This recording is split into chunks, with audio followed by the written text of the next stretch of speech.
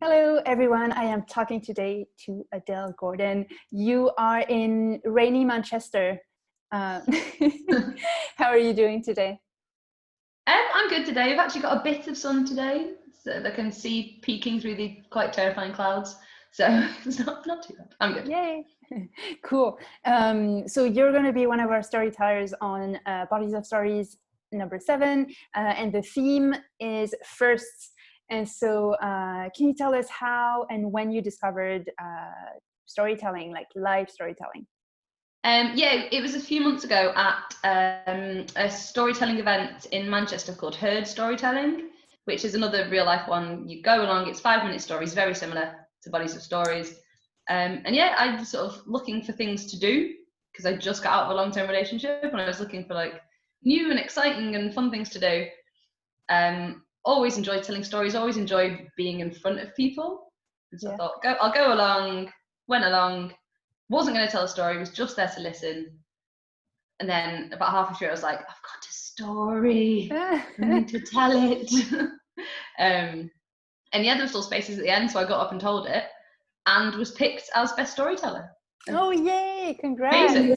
I was like, oh, I really enjoyed it and it was fun and people liked me. Yeah. So was there a theme? That one was music. Mm. Yeah, they do themed ones each month and that one was music. Yeah, so was that right before lockdown?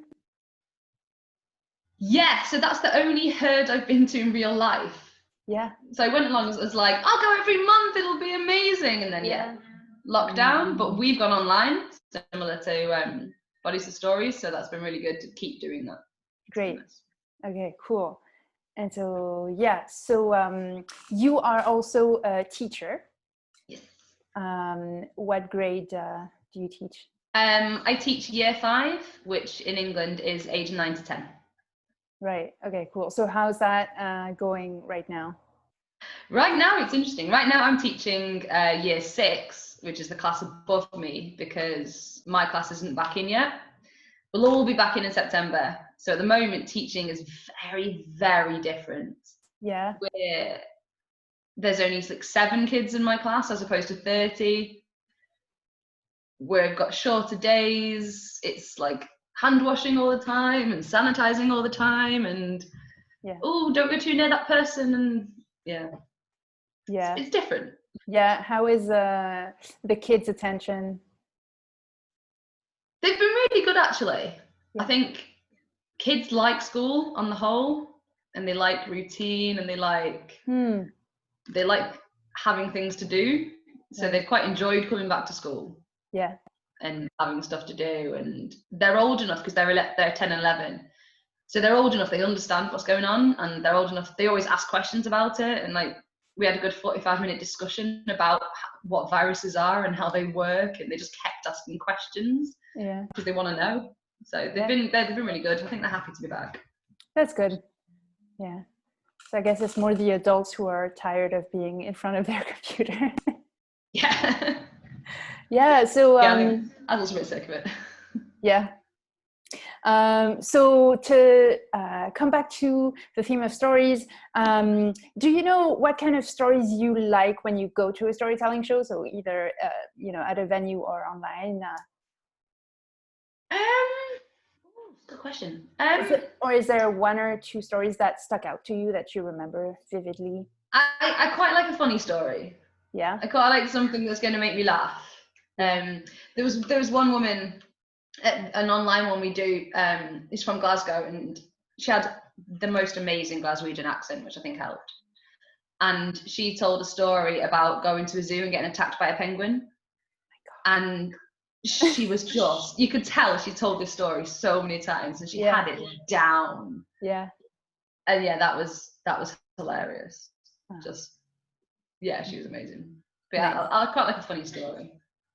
Cool. And do you feel like you have, because you read a lot, right? I read that in your bio. Yeah. Do you feel like you've sort of, pardon? I was saying there's one of my bookshelves. Yeah. Do you feel like you have like tons of stories to tell, and that like that if you see storytelling shows happening online, that you will have stories that, like, you have sort of I don't know, a repertoire that's ready to be told. When I'm just like, oh, somebody's like, oh, tell your story, sort of thinking, not really. But then when you see a theme or somebody says something, you sort of think, oh yeah, no, I do have a story about that. I do have that one. I do have that one. Yeah. And I've done quite a lot of different things. So I think done quite a lot of different things, lived in different places, traveled around. So I think that's how you gain stories. I've not just like stayed in one place, done the same thing all the time. It's I do lots of things, which gets me lots of stories. Yeah. Okay, cool. Well, and now you're on a roll, right? You're gonna keep telling your stories. Yeah, I'm like properly enjoying it. Yeah. Storytelling is always something I wanted to get into. I used to work at music festivals doing food. Okay. And I spend most of my time in like the like drama field or the performance field, and go along to like the storytelling and the spoken word and the comedy and that kind of stuff rather than the music. And I used to sort of watch people doing all those things and think, I'd like to do that. Yeah. Do you feel like storytelling, like live storytelling, has always been something that you've seen? No. That you knew? No. I didn't know live storytelling was a thing until I went along to Heard for the first time. I'd heard, like, obviously I'd seen people do a bit of live storytelling, but more as a performance piece. So like a little bit of it was biographical, but autobiographical, but then it was mixed in with a bit of fiction and song and that kind of stuff. And I'd seen lots of like, you know, traditional tales and that kind of storytelling. But no, real life is a whole new world to me, and I love it.